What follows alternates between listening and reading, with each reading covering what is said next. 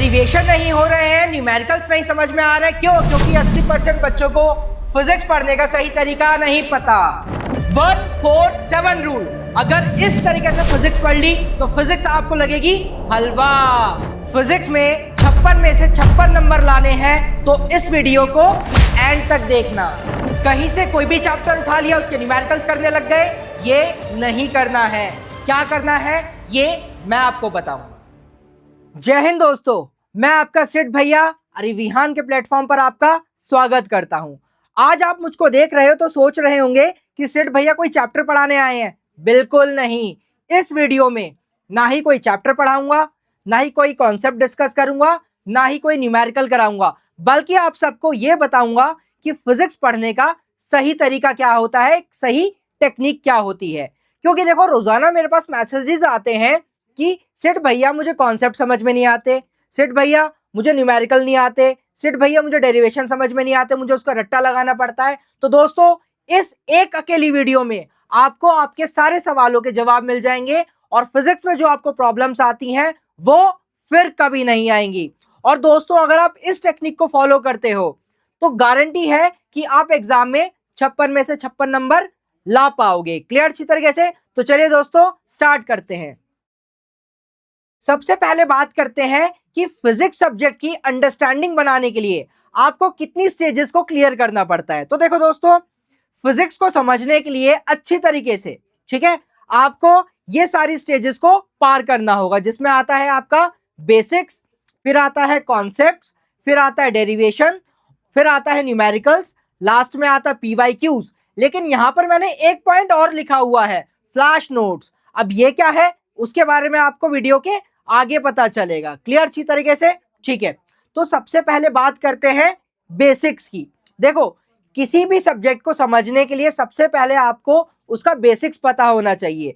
इसी तरह से यदि आपको फिजिक्स में एक अच्छी अंडरस्टैंडिंग बनानी है तो आपको फिजिक्स में बेसिक्स की नॉलेज होनी बहुत जरूरी है। अब बेसिक्स की नॉलेज नहीं होगी तो क्या होगा? कॉन्सेप्ट्स क्लियर नहीं होंगे तो क्या होगा?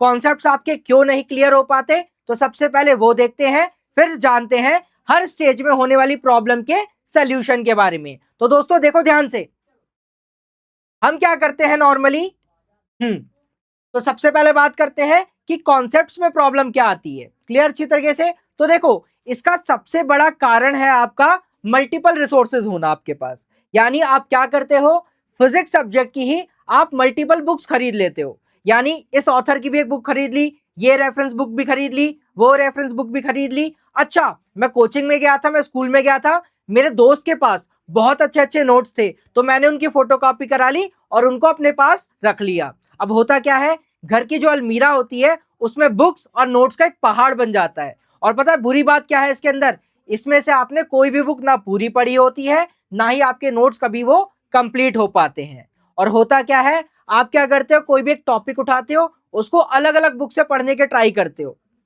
फाइनल रिजल्ट क्या मिलता है? ना ही आपका कॉन्सेप्ट बिल्डअप हो पाता है, ना ही आपके बेसिक्स क्लियर होते हैं, और न्यूमेरिकल तो बहुत ही दूर की बात रही। तो ये आपको इश्यूज आते हैं किसमें? कॉन्सेप्ट्स के अंदर। क्यों नहीं समझ में आते वो मैंने आपको बता दिया, multiple books, multiple notes etcetera. अब दोस्तों बात करते हैं इसके सोल्यूशन की, क्योंकि ये वीडियो आपको वो सोल्यूशन देने वाली है। तो देखो दोस्तों, सबसे पहले आपको क्या करना है, एक प्रिंसिपल को फॉलो करना है अपनी लाइफ में। और वो प्रिंसिपल क्या लिखा हुआ है यहां पर? Less is more. Less is more मतलब कि आपको कम से कम रिसोर्सेज में अपने सब्जेक्ट को बहुत अच्छी तरीके से प्रिपेयर करना है। कैसे सेठ भैया? वो देखते हैं। देखो दोस्तों, आपको सबसे पहले एक ही बुक रखनी है। आपको कोई भी ऑथर जिसकी लैंग्वेज समझ में आती हो, ठीक है, उसकी एक बुक परचेज करके अपने पास रख लीजिए और उसको ही मल्टीपल टाइम पढ़िए और रिवाइज कीजिए। इससे क्या होगा, आपको जो कंफ्यूजन होती है कि इस बुक से पढ़ूं, उस बुक से पढ़ूं, ये बुक अच्छी है, वो बुक अच्छी है, वो कंफ्यूजन कभी नहीं होगी। ठीक है। दूसरी बात, जो आपके फ्रेंड्स के नोट्स हैं, बाकी दोस्तों के जो नोट्स हैं, क्लासरूम में जाते हो अलग अलग नोट्स दिखाई देते हैं, उनकी तरफ अट्रैक्शन अपना कम कीजिए। क्लियर अच्छी तरीके से? उसके बाद बात करते हैं, हाँ, उसके बाद बात करते हैं, चाहे आप ऑफलाइन क्लासेस लेते हो या ऑनलाइन क्लासेस लेते हो, आप सबसे पहले अपने आप को रिस्ट्रिक्ट कीजिए कि मुझे इसी क्लास से पूरा सब्जेक्ट को कंप्लीट करना है, कवर करना है। क्लियर अच्छी तरीके से। आप मल्टीपल वीडियोस ना देखें, आप मल्टीपल टीचर्स के पास ना जाएं। इससे क्या होगा, आपका कोई एक कॉन्सेप्ट होगा वो धीरे धीरे अच्छी तरीके से डेवलप होता जाएगा, बिल्ड होता जाएगा। क्लियर अच्छी तरीके से। फिर बात करते हैं बुक रीडिंग हैबिट, जो मैं देखता हूं बच्चों में सबसे ज्यादा, ठीक है, प्रॉब्लम का इशू बना हुआ है। क्यों? क्योंकि हमें क्या आदत हो गई है, हमने कोई भी टॉपिक की, कोई भी सब्जेक्ट की, कोई भी चैप्टर की एक वीडियो देख ली और हुआ क्या, हमने अपने आप को वहीं पर रिस्ट्रिक्ट कर दिया। बिल्कुल नहीं। हमें सबसे पहले क्या करना है, यदि आप कोई भी, भाई आपने क्या करा, सिंगल बुक रख ली, ठीक है, आपने कोई एक सोर्स रख लिया, उसके बाद आप क्या करेंगे, घर पर आकर, ठीक है, घर पर आकर आप उस बुक की रीडिंग करेंगे। ठीक है, उससे क्या होगा, आपके रीडिंग स्किल्स बहुत अच्छे डेवलप होंगे, जिससे वो कॉन्सेप्ट भी धीरे धीरे और ज्यादा शार्प होता जाएगा, जो आप क्लास में ऑनलाइन या ऑफलाइन पढ़कर आए हैं। क्लियर अच्छी तरीके से। इसके बाद बात करते हैं उस कॉन्सेप्ट की रिवीजन कैसे करनी है। क्लियर। तो देखो यहां पर प्रिंसिपल यूज होता है 147 का, यानी आपने फर्स्ट डे कोई कॉन्सेप्ट पढ़ लिया, फोर्थ डे उसको रिवाइज कीजिए, उसके बाद सेवंथ डे उसको रिवाइज कीजिए। क्लियर अच्छी तरीके से। और जैसा कि मैंने बताया, सबसे पहले आप एक रफ रीडिंग लगाइए उस चैप्टर की। उससे क्या होगा, उससे आपको थोड़े थोड़े बेसिक्स समझ में आने लग जाएंगे। ऐसा नहीं होगा कि आपको चैप्टर एक बार में समझ में आ जाएगा, हाँ, लेकिन कुछ बेसिक्स आपको क्लियर हो जाएंगे। अब देखो बेसिक्स क्लियर होंगे तो उससे ही बाद में आपके क्या बनेंगे, कॉन्सेप्ट्स डेवलप होंगे। देखो एक एग्जांपल लेता हूं, मान लो आप इलेक्ट्रोस्टैटिक्स पढ़ते हो। क्लियर अच्छी तरीके से।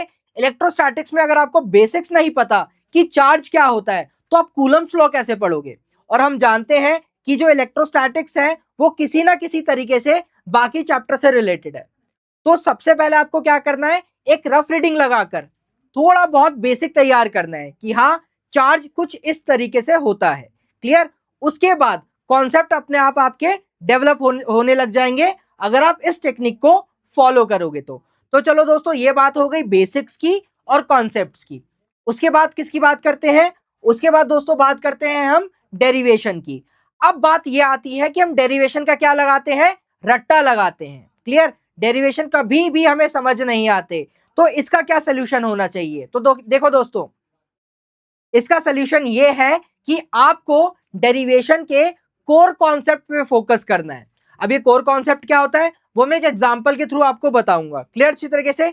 जैसे देखो, हमने जो आपका मैग्नेटिज्म चैप्टर है, चैप्टर 4 12th का, उसमें हम क्या पढ़ते हैं, force on a moving charge in a uniform magnetic field.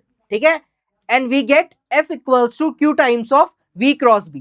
तो ये हम कॉन्सेप्ट पढ़ लेते हैं, लेकिन क्या आपको पता है कि यही कोर कॉन्सेप्ट, ठीक है, आपके एक डेरिवेशन में यूज होता है, और वो कौन सा डेरिवेशन है आपका, force on current carrying conductor. यानी देखो ध्यान से समझो, मैं बताना क्या चाहता हूं, हमारे पास फॉर्मूला एक ही है, लेकिन उसी फॉर्मूले से हमने एक नया कॉन्सेप्ट ड्राइव कर लिया। तो देखो दोस्तों, हमें इसी कॉन्सेप्ट पे, इसी कोर कॉन्सेप्ट पे फोकस करना है। यानी अगर मुझे F equals to Q times of V cross B पता है, तो मुझे क्या करना होगा इस डेरिवेशन के अंदर, इस डेरिवेशन में मुझे बस इस Q पे फोकस करना है, क्योंकि जो कंडक्टर होगा आपका, उसमें सिंगल चार्ज नहीं होगा, उसमें बहुत सारे चार्जेस होंगे। तो मैं क्या करूंगा, सिर्फ इस Q की वैल्यू निकाल लूंगा इस कंडक्टर के लिए, ठीक है, और क्या करूंगा, इस फॉर्मूले में सब्स्टिट्यूट कर दूंगा, और फाइनली मुझे किसी ना किसी अच्छी तरीके से वो डेरिवेशन समझ में भी आ जाएगा और क्लियर भी हो जाएगा।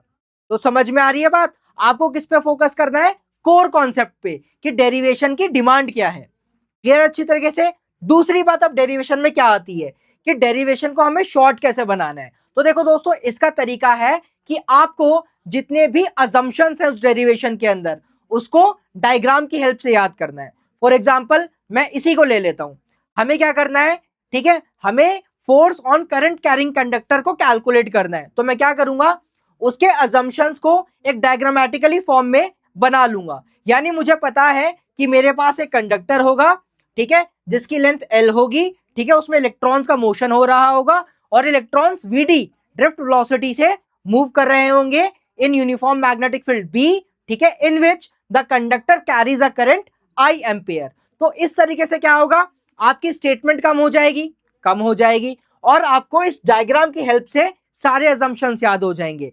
अब इसका रिजल्ट क्या होगा सेठ भैया, इसका रिजल्ट ये होगा कि जो आपका डेरिवेशन 2 या 3 पेजेस में आप बनाते थे, उसको रट्टा लगा लगा के लिखते थे, वो अब आपका एक पेज के अंदर रिस्ट्रिक्ट हो जाएगा। इससे आपको डेरिवेशन अच्छी तरीके से क्लियर हो जाएंगे। तो डेरिवेशन में ध्यान रखना, आपको कोर कॉन्सेप्ट पे फोकस करना है।